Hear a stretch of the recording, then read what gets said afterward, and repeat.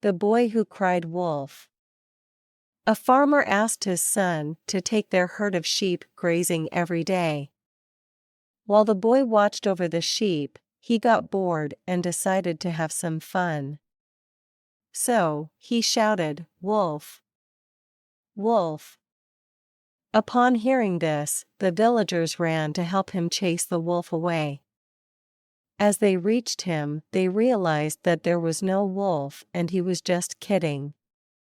The villagers were furious and they yelled at the boy for creating chaos and panic. On the next day, and the boy shouted wolf again, and once again the villagers came to help him and saw that there was no wolf. This made them very angry again.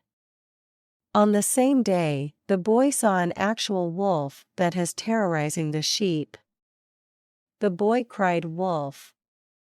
Wolf! Please help me," and no villagers showed up as they believed that the boy was joking again. Moral of the story: don't play with people's trust. When it matters the most, they won't believe you.